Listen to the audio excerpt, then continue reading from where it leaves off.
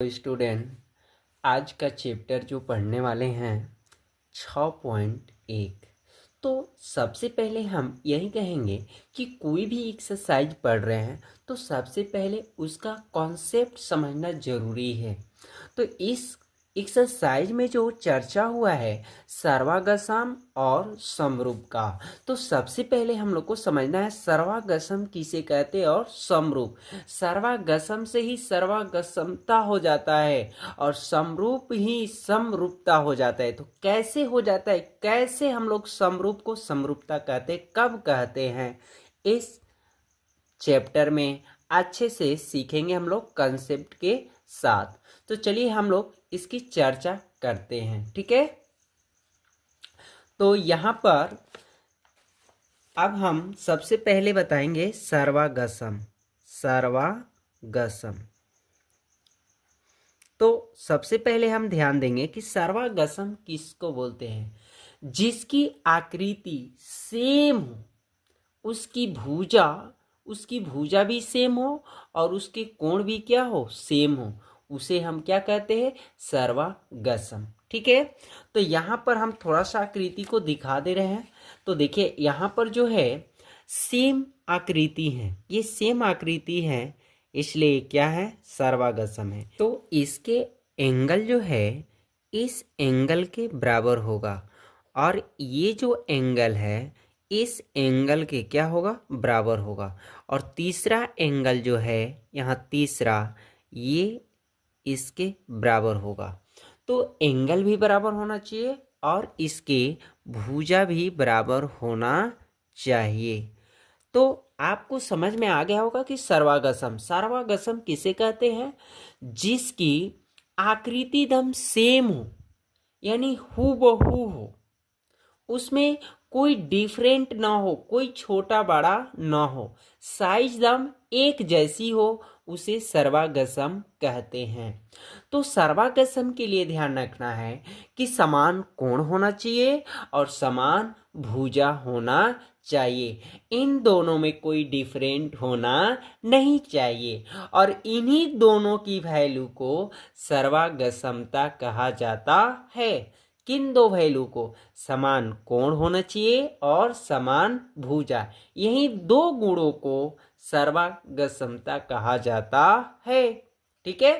तो यहाँ पर हम लोग लिख सकते हैं, मान लीजिए इस आकृति का नेम लिख दीजिए ABC और इसका नेम PQR लिख दिए।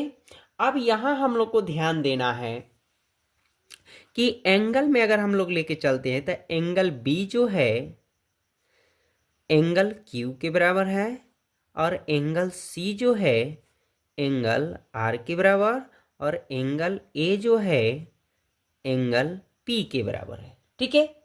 अब यहाँ पर भुजा लेवल देखिए, आपस में भुजा बराबर होता है सर्वागसम का, ध्यान रखना, और कोण भी। तो भुजा जो है BC के बराबर QR, AC के बराबर PR और AB के बराबर PQ, ठीक है। आपको एकदम निश्चित समझ में आ गया होगा सर्वागसम। एक बार समझिए, जिसकी आकृति की साइज जो है दम समान हो, यानी उसकी कोण भी समान होना चाहिए और उसके भुजा भी, तभी वह सर्वागसम होगा। लेकिन सर्वागसमता कब होगा, जब जिस आकृति में समान कोण हो, समान भुजा हो, उसे सर्वागसमता कहा जाता है, इन्हीं दो गुणों को, ठीक है। तो यहाँ पर सर्वागसम समझ में आ गए। अब यहाँ पर देखिए ये आकृति सेम है, अगर मान लीजिए यही आकृति को उल्टा कर दिया जाए पर इसके ही बराबर दम सेम आकृति है, तो समझिए वो भी सर्वागसम होना चाहिए, ठीक है, वो भी सर्वागसम होगा। और यहाँ सर्वागसम का ये चिन्ह है, ठीक है। तो ये सर्वागसम कंप्लीट हो गया। यहाँ भी देखिए दोनों आकृति दम सेम है, तो ये भी क्या है, सर्वागसम है। नाम लिखेंगे कैसे हम लोग, तो यहाँ पर लिख सकते हैं त्रिभुज ABC सर्वागसम त्रिभुज PQR, ठीक है। अब हम लोग समरूप के बारे में समझते हैं। तो समरूप किसे कहते हैं, समरूप की आकृति जो हूबहू वही रहेगी पर उनकी साइज जो होगी डिफरेंट में होगी, या उनके साइज भी इक्वल हो सकती है। ठीक है, उसे क्या कहते हैं? समरूप। जैसे यहाँ पर हम लोग समझ लेते हैं। देखिए यहाँ पर हम आकृति कुछ बनाए हैं। देखिए ये भी त्रिभुज ही है, ये भी त्रिभुज है, पर इनकी साइज और इनकी साइज में अंतर है, पर समरूप है, एक जैसा है, एक जैसा होना चाहिए। पर उसके ध्यान रखना है कि एक जैसा होना चाहिए और आकृति का डिफरेंट हो, छोटा बड़ा हो, तो भी समरूप होता है। ये भी हमारा समरूप है और ये भी हमारा समरूप है। आकृति एक ही है, ये भी वृत्त है, एक ये भी वृत्त है, पर आकृति में कोई डिफरेंट आए तो भी समरूप होता है। अगर डिफरेंट ना आए तो भी समरूप होता है। देखिए यहाँ पे ये जो सर्वागसम है ये समरूप भी है। ये क्या है? समरूप भी है। तो नोट में याद रखना कि समरूप की आकृतियां सर्वागसम नहीं हो सकती। प्रत्येक समरूप की आकृतियां सर्वागसम नहीं हो सकती हैं, परंतु सर्वागसम की आकृतियां प्रत्येक समरूप होती है। ये ध्यान रखना। समरूप की आकृति एक जैसी आ सकती है या उनकी आकृतियों में डिफरेंट छोटा बड़ा हो सकता है। ये समरूप है। ठीक है, तो यहां पर देखिए ये समरूप हैं, ये भी समरूप है, ये भी समरूप है, पर ये सर्वागसम नहीं है, क्योंकि आकृति जो है एक जैसी है, पर इन आकृतियों में डिफरेंट है, छोटा और क्या है? बड़ा है। तो सर्वागसम की आकृति हूबहूदम एक होना चाहिए, एक समान भुजा होना चाहिए, एक समान एंगल होना चाहिए। ठीक है, यहां तक कंप्लीट कर लिया। एक चीज और हल कर लेते हैं हम लोग कि देखिए कोई भी आकृति हो, छोटा बड़ा हो, उसकी भुजा में अंतर हो सकती, पर एंगल में होगी नहीं। एंगल हमेशा समान रहता है। कितना भी छोटा आकृति बनाइए, कितना भी बड़ा, उसके एंगल हो सकता है। कैसे? तो मान लीजिए यहाँ पर ये एंगल 60 डिग्री का है, इसे कितना भी बड़ा करके आप करिए, एंगल जो इसकी वैल्यू है 60 का 60 ही रह जाएगा। ठीक है, ये चीज एक ध्यान रखना। तो अब इन चीज को हम लोग को ध्यान रखना है कि समरूप की वैल्यू जो होनी चाहिए, समरूप का जो होना चाहिए, एंगल समान होना चाहिए, और वो उसकी जो भुजा होती है वो समानुपाती के बराबर होती है। अब समानुपाती किसको बोलते हैं? समानुपाती का मतलब होता है समान अनुपात। अनुपात बोले तो बाटा, यानी ये जितने समरूप की आकृति हैं सभी बाटा में होता है इनके भुजा। ठीक है, जैसे यहाँ पर एक आकृति हम लोग समझ लेते हैं। मान लीजिए यहाँ पर डी आकृति नेम लिख लीजिए, ई एफ, और यहाँ लिख लेते हैं एम एल एन। ठीक है, अब इसे हम लोग समरूप की आकृति के रूप में सजाते हैं। ठीक है, तो यहाँ पर लिखेंगे, देखिए ये कोण इस कोण के बराबर हो जाएगा, ये कोण इस कोण के बराबर हो जाएगा। ठीक है, तो यहाँ 2 बार रनिंग कर देते हैं। ये कोण इस कोण के बराबर हो गया, तो लिखेंगे हम लोग कोण ई बराबर कोण एल। फिर लिखेंगे हम लोग कोण डी बराबर कोण एम, और कोण एफ बराबर कोण एन। ये हो गए समरूप। अब इसके समान जो भुजा होती है वो अनुपात के बराबर होती है। ठीक है, समानुपात। तो अनुपात बोले तो बाटा में ये जो भुजा है इस भुजा के बराबर होगा, तो लिखेंगे डी ई बाटा में एम एल बराबर, अब देखिए ई ऑफ बटा में एल एन। ठीक है, और फिर लिखेंगे यहाँ पर डी एफ बटा में एम एन। तो अभी इससे हम लोग क्या सीखे, इस और इस आकृति में क्या अंतर है। तो इस आकृति की एंगल देखिए समान है, पर इनके भुजा बराबर होते, इनके भुजा जो होता है अनुपात में बराबर होता है। ठीक है, एक चीज ध्यान रखना। ठीक है, तो यहाँ तक कॉन्सेप्ट अच्छे से समझ में आ गया होगा। यहाँ पे आकृति ध्यान से समझें। यहाँ पर देखिए सभी वृत्त हैं, तो बताइए सभी वृत्त सर्वागसम हो गए कि समरूप। तो अभी हम लोग जानेंगे कि सर्वागसम की आकृति सभी का सेम सेम होना चाहिए, यानी सभी की त्रिज्या इक्वल होना चाहिए। तो देखिए यहाँ पे त्रिज्या इक्वल नहीं है, किसी का त्रिज्या बड़ा है तो किसी का त्रिज्या छोटा है। तो हमने अभी बोला सर्वागसम की सभी आकृतियां सेम होना चाहिए, ठीक है। तो यहाँ पर ये सर्वागसम नहीं है, ये क्या है, समरूप है।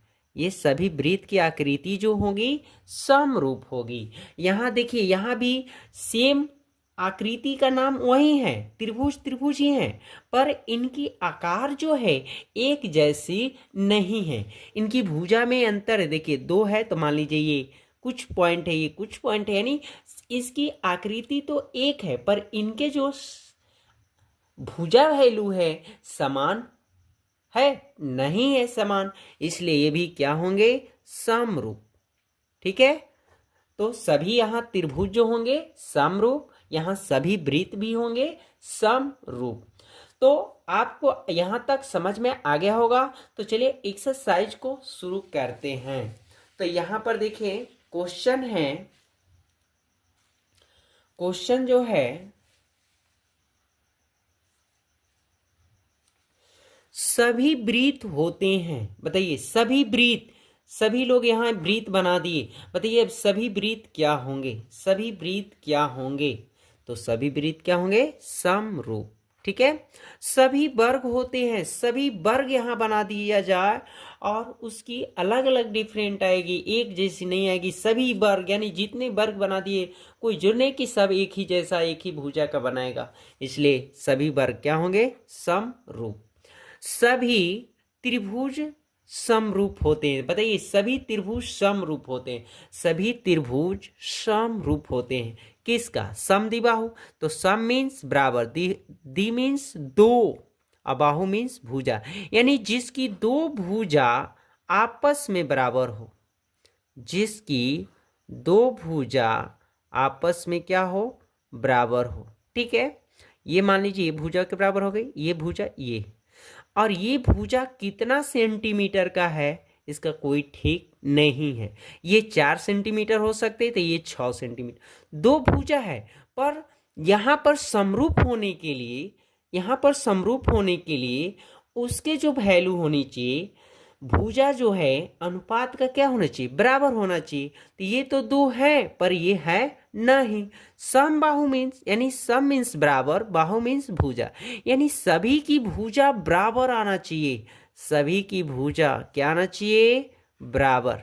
देखिए ये भुजा इसके बराबर, ये भुजा इसके बराबर, ये भुजा इसके बराबर, यानी सभी बराबर आना चाहिए, तो अभी समरूप होगा। तो ये आपका क्वेश्चन का आंसर जो हल होगा समबाहु से, समद्विबाहु नहीं, क्योंकि दो ही है अनुपात का बराबर भुजा, तीसरा नहीं है, ठीक है, क्योंकि ये आपस में बराबर ही नहीं है।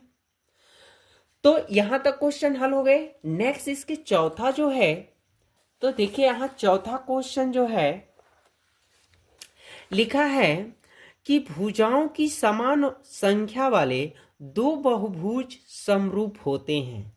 तो दो बहुभुज के जो समरूप होते हैं उनके संगत कोण हो तथा उनकी संगत भुजाएं हो। तो संगत कोण क्या होना चाहिए, बराबर। अभी बोला कोण जो होता है बराबर, और भुजा जो होती है समरूप के समानुपाती होती है, यानी बाटा में होती है। अभी हमने पीछे सिखाया कि समरूप कब होगा, जब उनके समान कोण हो और उनके समान भुजा यानी समानुपाती में हो। भुजा किसमें हो, समानुपाती में भुजा होना चाहिए, और सर्वागसम का भुजा समान होना चाहिए, एक दूसरे के भुजा समान होना चाहिए, पर समरूप में समानुपाती भुजा होना चाहिए, ठीक है। तो यहाँ पे हम लोग भर देंगे बराबर और यहाँ समानुपाती, ठीक है। नेक्स्ट क्वेश्चन दूसरा जो है, निम्नलिखित युग्मों के दो भिन्न भिन्न उदाहरण दीजिए। दो भिन्न भिन्न उदाहरण देना है। देखिए पहला है समरूप आकृतियां। तो यहाँ पर थोड़ा सा मैं जल्दी बता रहा हूँ इसलिए क्योंकि वीडियो थोड़ा लंबा हो जाएगा। समरूप आकृतियां बताना है, यानी समरूप आकृतियां यानी सभी वर्ग समरूप होती है, सभी त्रिभुज समरूप होती है। लिख लेंगे चलिए, ऐसी आकृतियां जो समरूप नहीं है, समरूप नहीं होने का, तो मान लीजिए एक आकृति त्रिभुज आ गया और एक आकृति चतुर्भुज, तो ऐसी आकृतियों का युग्म कभी समरूप होता नहीं है। फिर एक और लिख सकते हैं हम लोग, एक वर्ग और एक चतुर्भुज, समचतुर्भुज, ऐसी आकृतियां हैं जो युग्म बनाती नहीं है आपस में, यह समरूप नहीं है। ठीक है। तीसरा क्वेश्चन है, बताइए कि निम्नलिखित चतुर्भुज समरूप है या समरूप नहीं है। तो समरूप के लिए समान कोण होना चाहिए और उसकी भुजा जो होती है समानुपाती यानी बाटा में होना चाहिए। समरूप का हमेशा क्वेश्चन जो भी समरूप हम लोग बनाएंगे तो उसकी भुजा जो होगा बाटा में ही लिखा जाएगा, ये चीज ध्यान रखें। ठीक है। तो यहां पर देखिए ये एंगल जो है और ये एंगल देखिए समान नहीं है, पर ये देखिए कटेंगे तो यानी ये हो जाएंगे 2, ये भी हो जाएंगे 2, ये भी हो जाएंगे 2। ठीक है।